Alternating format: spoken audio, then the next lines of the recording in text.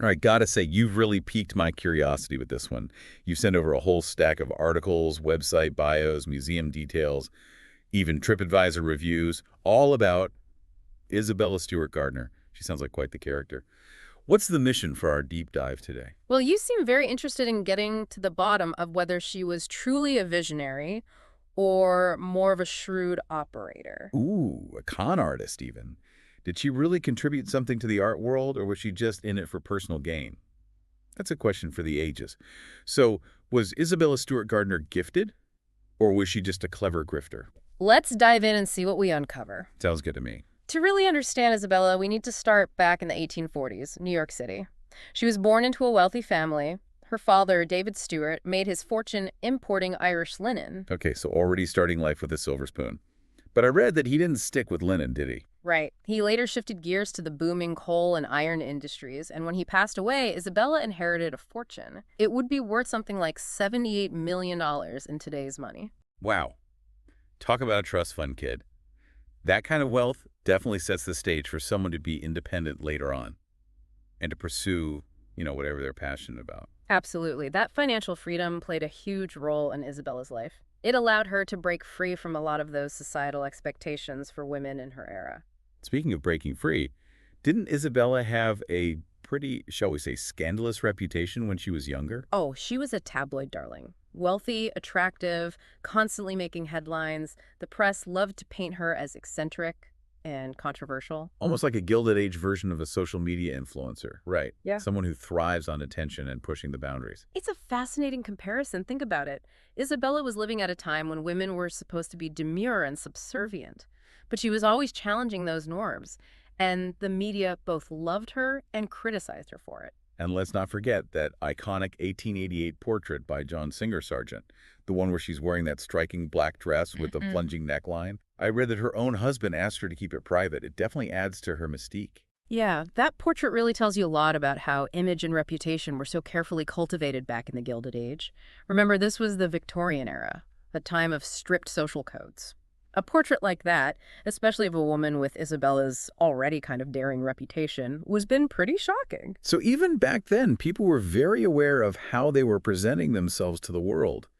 It makes you wonder, was she intentionally cultivating a certain persona? Or was it just her being genuine? Yeah, it's really hard to say for sure. It's a good question to think about. Now, moving on to a pretty pivotal chapter in Isabella's life, her marriage to Jack Gardner, and their pretty extensive travels. They journeyed to Egypt, Russia, and eventually they settled in Boston. But their story takes a tragic turn, right? Right. Their young son, Jackie, he died really young. Yes, sadly.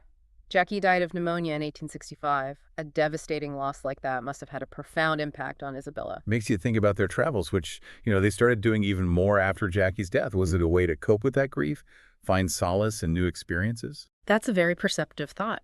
Perhaps travel offered them a kind of escape, a way to recenter themselves amidst that immense sorrow. And it was during these travels that Isabella's fascination with art really blossomed. Their time at Palazzo Barbaro in Venice seems like a turning point. What was so special about that place? It was more than just a hotel, right?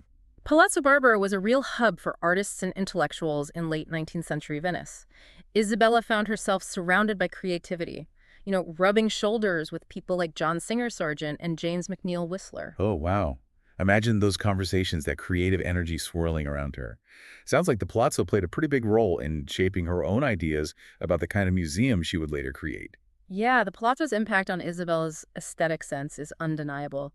She was just captivated by the way art and architecture intertwined there. The unique display of objects, that whole atmosphere of creative exchange, it really stuck with her. So we have Isabella now, deeply in love with art. But was she a knowledgeable collector, or more like an enthusiastic amateur? That's where Bernard Berenson enters the scene. He was a prominent art historian and connoisseur, and he became Isabella's trusted advisor.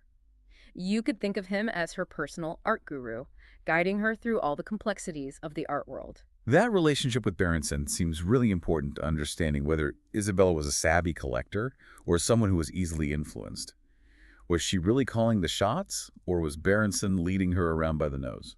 That's a tough question. The power dynamics in the art world back in the Gilded Age were complex. Berenson, as the expert, held a position of authority.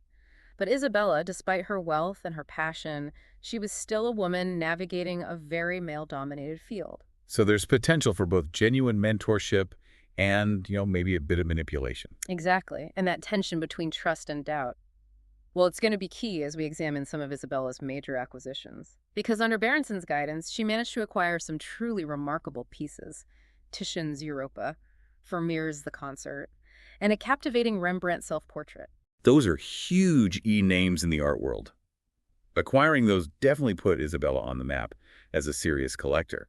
But I can't help wondering how much of it was her own taste and how much was Berenson's influence. That's a question that's going to keep coming up as we unravel Isabella's story. And speaking of big turning points, 1898 was another one, Jack's death. This seems like a catalyst for Isabella. Now, with her inheritance and her newfound freedom, she sets out to build her dream museum in Boston. And it was modeled after Palazzo Barbaro, wasn't it? You got it. But what's remarkable is that for a woman to spearhead a massive project like that back then, exceptionally rare.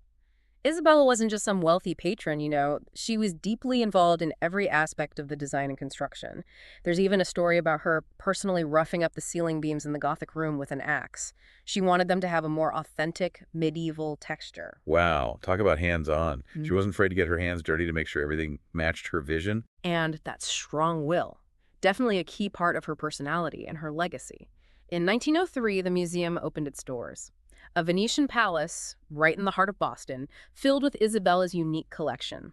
But there was one rather unconventional detail. Oh, I've heard about this. She stipulated that absolutely nothing in the museum could ever be changed, right? Yeah. No rearranging the art, no adding labels. Everything had to stay exactly as she left it. You got it. Incredibly bold move, especially back then. It makes you wonder about her motives. Did she want to, control her legacy? Or was there a deeper artistic intention behind it? That's a great question. On one hand, it preserves her vision perfectly, but on the other hand, it kind of limits the museum's ability to evolve and adapt to new scholarship or changing artistic trends. And that leads us right back to our main question.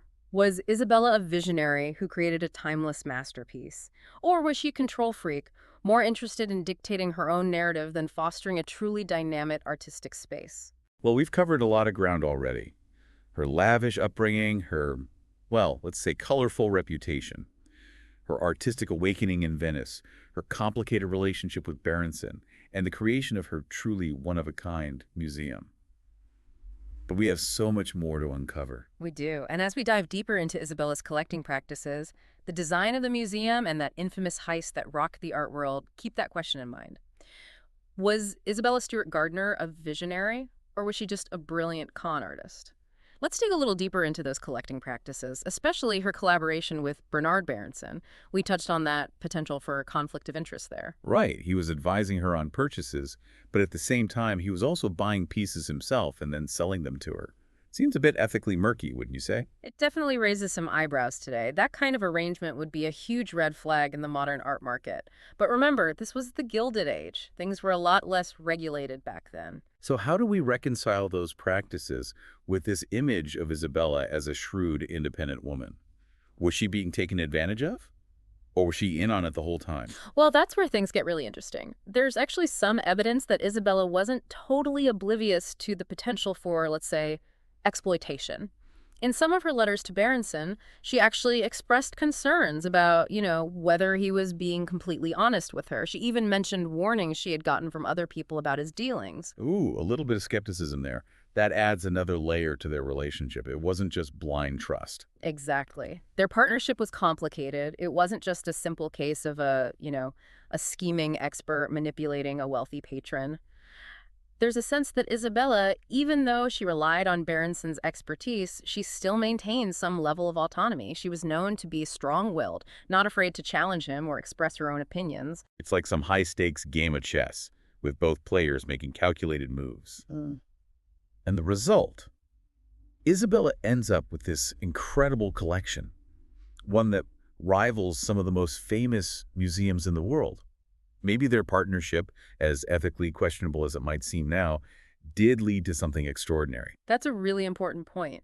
Isabella's goal was to create a world-class museum for the American public, and there's no doubt that she succeeded. The Gardner Museum, even today, houses these masterpieces that attract visitors from all over the globe. Speaking of the museum, it's not just the art collection that's unique. The whole experience is unconventional, almost like a deliberate rejection of the norm. You're right. Isabella broke with those traditional museum conventions very intentionally. She wanted to create something more intimate, more personal for visitors. One of the most striking things is that there are no labels on the artwork. It's so different from what you expect in a museum.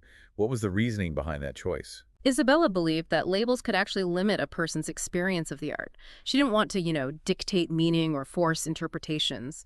Instead, she wanted visitors to engage with the art on their own terms, to make their own connections. It's like she's inviting you into this conversation with the art, encouraging you to look closely, draw your own conclusions. Some people might find it frustrating, but I can see how it could also be freeing. It definitely challenges that traditional, didactic approach to museum displays. It assumes that the visitor can engage with the art independently. Some might even say it's elitist, but others see it as this refreshing alternative to all the, over-explaining you get in a lot of modern museums. And this idea of Isabella as kind of an anti-establishment figure in the art world, it's reinforced by the museum's architecture too, wouldn't you say? Yeah. She modeled it after Palazzo Barraro, but with her own unique twist. Oh, absolutely. The museum, just like Isabella herself, is this amazing blend of influences. It's built around a central courtyard, just like the Palazzo, but it incorporates these architectural elements from all different cultures and periods. Roman, Gothic, Islamic, you name it. It speaks to Isabella's eclectic taste and her rejection of rigid categories. It's like she was creating her own personal sanctuary, a reflection of her own, unique worldview, her aesthetic sensibilities. This wasn't just a museum. It was this carefully curated expression of her own identity. And that desire for control, for preserving her vision exactly as she intended, it's most dramatically expressed in that stipulation in her will that nothing could ever be changed. If the museum is frozen in time, it's Yeah. such a fascinating concept. But it makes you think about her motivations, right? Was it about creating something timeless? Or was it about controlling her legacy, making sure future generations would only experience her collection in a very specific way? It's something that's still debated today among museum professionals, art historians. On one hand, it guarantees that Isabella's original vision stays intact.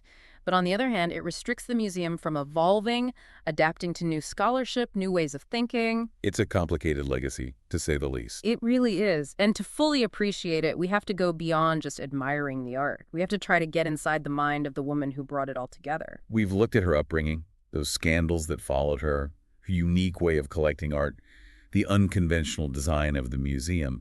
But there's one dramatic chapter in the Gardner Museum's story that we can't ignore. That infamous 1990 heist. Ah, yes. The Heist. A story that still captures people's imaginations and frustrates art lovers all over the world. In the early morning hours of March 18th, 1990, two thieves, disguised as police officers, walked right into the museum, overpowered the security guards, and made off with 13 priceless works of art. 13. That's incredible. What exactly did they take? Were they after specific pieces or just grabbing whatever they could? They seemed to have a plan. They went straight for some of the most valuable, most recognizable pieces in the collection.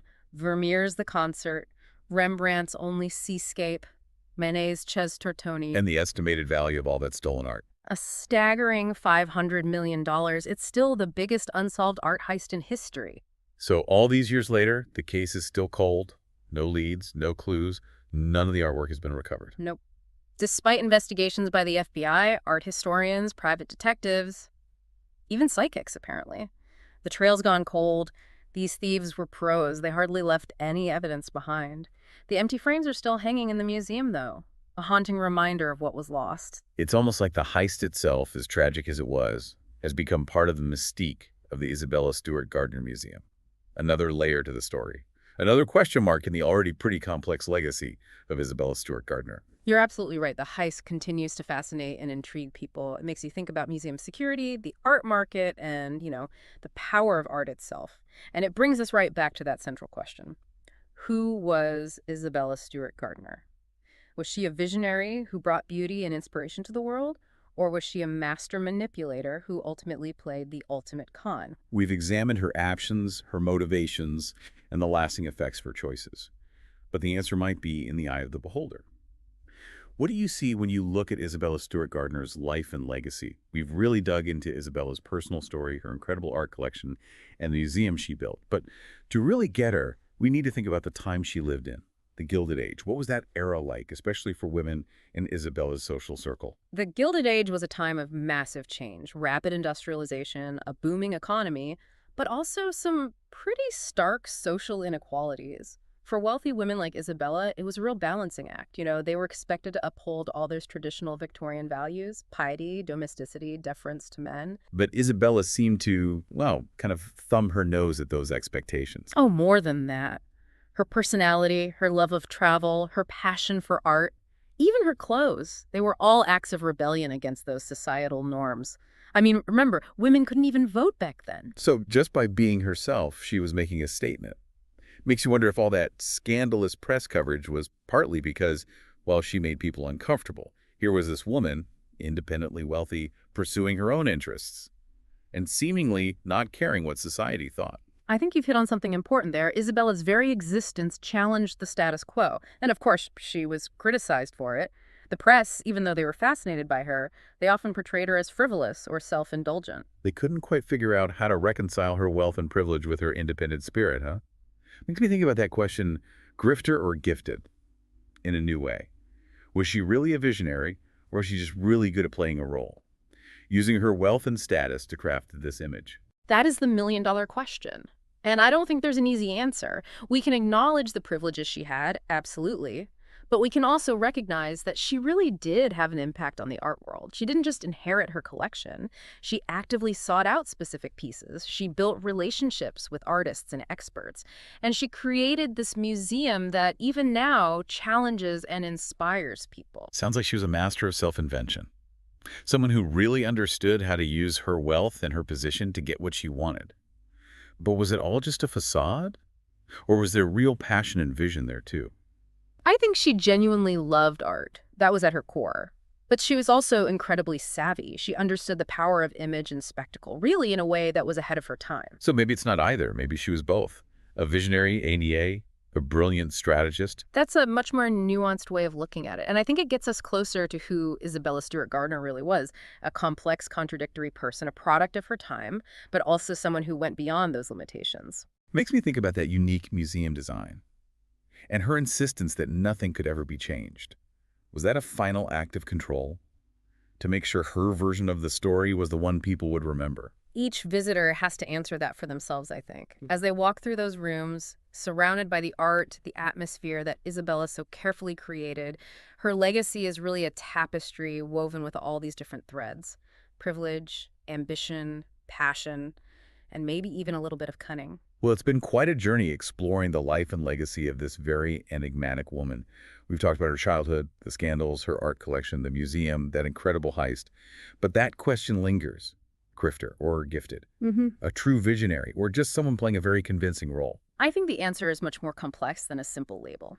Isabella Stewart Gardner defied easy categorization. She was a product of her time, yes, but she also pushed against those boundaries. She used her wealth and social position to get what she wanted, no doubt. But there's also real evidence of a deep and genuine love of art. So if you ever find yourself wandering the halls of the Isabella Stewart Gardner Museum, think about all the layers of her story. Look beyond the surface and ask yourself, what do you see? And maybe, just like Isabella herself, embrace the ambiguity. After all, life is rarely black and white. It's in those shades of gray that we find the most interesting stories.